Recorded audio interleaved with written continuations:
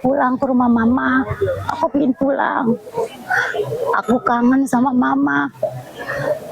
Aku pengen di rumah mama aja. Aku bilang, kalau kamu udah nggak kuat, kalau kamu pengen pulang, pintu mama terbuka buat kamu. Iya ma, nanti aku pulang ya ma. Nanti hari Jumat aku pengen ke rumah mama. Boleh ya ma, boleh, aku bilang. Tapi ternyata sebelum pulang hari Jumat, dia udah pulang dulu ke harapan Tuhan, harapan Allah. Ilaha illallah. Hati Sri Lestari begitu hancur. Keinginan Arum Anjasari anaknya untuk pulang ke rumah tak akan pernah bisa terwujud. Sri hanya bisa menciumi foto anaknya saat di pemakaman di TPU Cipayung, Jakarta Timur.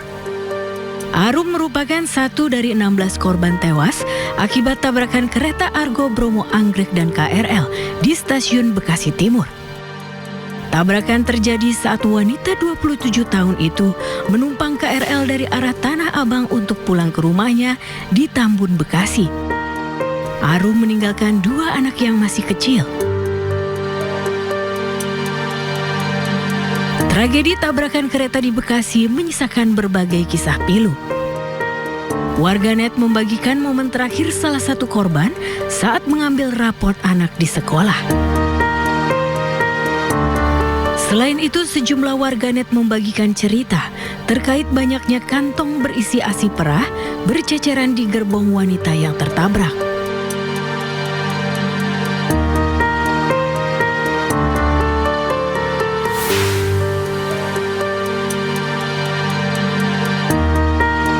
Juga diunggah foto seorang pria memeluk box tempat menyimpan ASI perah diduga milik istrinya yang menjadi korban.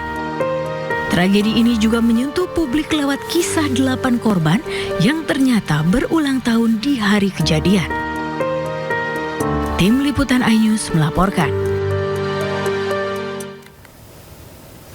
Ya, pemirsa, Menteri Pemberdayaan Perempuan dan Pelindungan Anak Arifah Fauzi menyampaikan permohonan maaf atas pernyataannya yang mengusulkan gerbong khusus perempuan di KRL dipindah ke tengah, sementara laki-laki di ujung. Arifah mengaku pernyataan tersebut tidak tepat.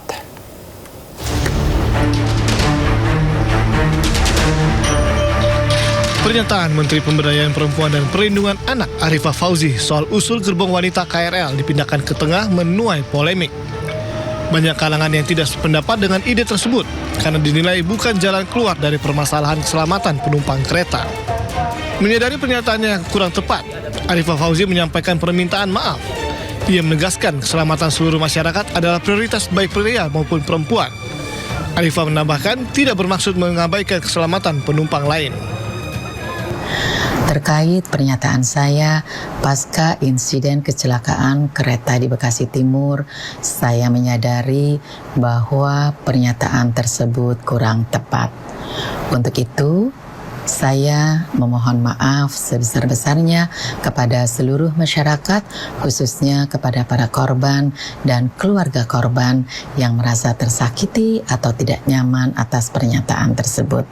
Tidak ada maksud dari saya untuk mengabaikan keselamatan penumpang lainnya. Sebelumnya, saat mengunjungi korban kecelakaan kereta di RSUD Kota Bekasi, Menteri Pemberdayaan Perempuan dan Perlindungan Anak Arifah Fauzi melihat langsung kondisi korban yang didominasi wanita. Ia menyinggung terkait posisi gerbong khusus wanita yang berada di ujung depan dan ujung belakang rangkaian. Menurutnya, posisi ini harus segera dievaluasi dengan memindahkan gerbong khusus wanita ke tengah, sementara gerbong paling depan dan belakang diperuntukkan bagi penumpang laki-laki.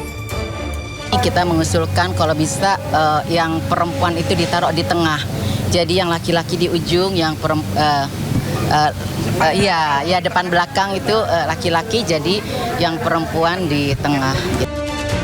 Senin 27 April lalu, kecelakaan maut menewaskan 16 orang penumpang dan puluhan lainnya terluka di stasiun Bekasi Timur, Kota Bekasi. Kereta jarak jauh yang melintas menabrak kereta komuter lain yang berhenti akibat kesalahan sinyal usai adanya insiden taksi listrik tertempel kereta di perlintasan tanpa palang. Tim Liputan iNews melaporkan. Pemirsa, PT KAI sudah memasang palang pintu di perlintasan sebidang Jalan Ampera dekat stasiun Bekasi Timur. Sementara di lokasi, kendaraan roda 2 dan roda 4 sudah dapat melintas secara bergantian tanpa hambatan. Dan berikut laporan rekan Naura Syafika. Mencari pundi-pundi uang dengan menjaga jalanan yang sering dilintasi bagi masyarakat setempat. Dan kalau kita melihat memang untuk beberapa kendaraan tidak hanya dari kendaraan mobil pribadi saja, tapi ada juga beberapa mobil pick up, mobil truk juga yang melintas di sini. Dan ternyata tidak hanya di hari itu saja kejadian di mana ada kendaraan yang berhenti di tengah-tengah, namun sudah beberapa kali kejadian dari kendaraan yang berhenti di tengah-tengah, entah dari mereka yang memang nakal, tidak disiplin menerobos dari palang yang ada di sini, entah juga mungkin dari kendaraan yang mengalami mogok, sehingga memang sering sekali terjadi beberapa kecelakaan di sini. Dan pastinya ini menjadi perhatian khusus bagi pemerintah untuk bisa lebih memperbaiki lagi untuk tata ruang kota, khususnya untuk perlintasan sebidang seperti ini. Dari Bekasi, Jawa Barat, Naura Syafika, Sutrisno, iNews melaporkan.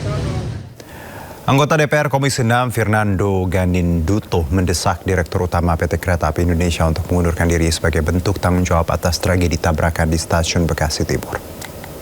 Pertemuan kita hari ini tentu mempertemukan.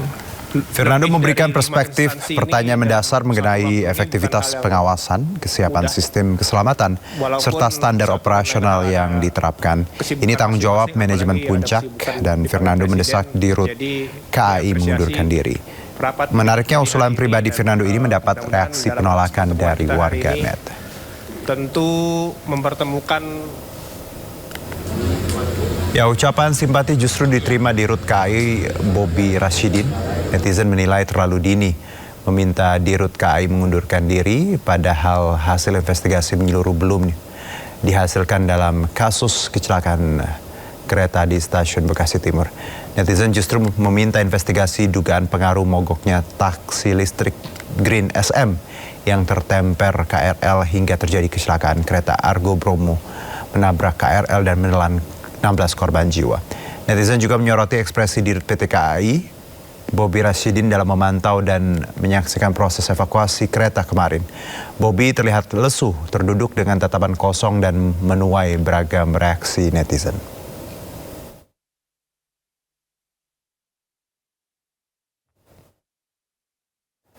Ya, pemirsa, kedisiplinan warga untuk bersabar di rel kereta api menuai sorotan beberapa hari ini. Sebuah video viral memperlihatkan sejumlah warga masih memaksa menerobos rel kereta padahal suara peringatan kereta sudah berbunyi. Ningga opan. Astagfirullah. Ya, pemirsa, inilah video yang dibagikan warga yang memperlihatkan sejumlah orang yang berlari di perlintasan rel Cimindi, Bandung, Jawa Barat. Meski kereta sudah mendekat dan suara peringatan terdengar, tapi terlihat beberapa orang masih saja nekat berlari menerobos.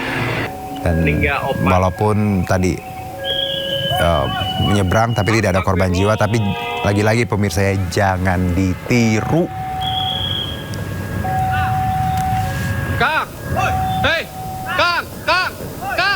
Nah, di lokasi yang sama hari ini lagi-lagi warga membagikan seorang pengendara motor menuntun motornya melintasi rel.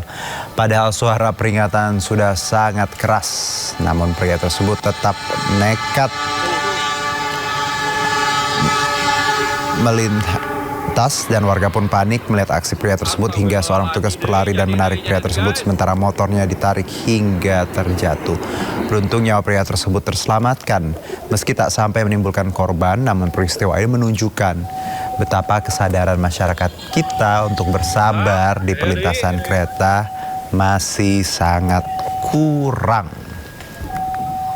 Ampun guys. Baru aja, ya Allah. Ini juga masih bandel, nggak hanya di Jawa Barat, pemirsa, di perlintasan kereta api JPL 349 Stasiun Lempuyangan dan Maguwo, Yogyakarta, memperlihatkan mobil yang nekat menerobos palang pintu kereta api. Mobil masih berada di tengah rel ketika palang sudah tertutup. Saksi mengatakan mobil rem mendadak dan sempat ditabrak 2 motor di belakangnya. Penjaga jalur lintas sudah mengibarkan bendera merah untuk menghentikan laju kereta. Beruntung warga membantu untuk mengangkat palang pintu kereta api dan mendorong mundur mobil.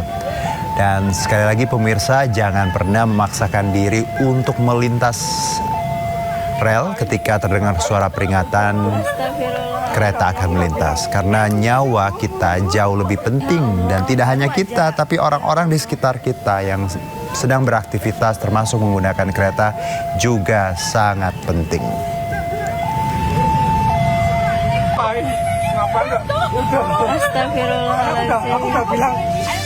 Hizbullah menyerang kendaraan milik tentara IDF di kawasan Galilea, Israel. Informasinya usai jeda berikut.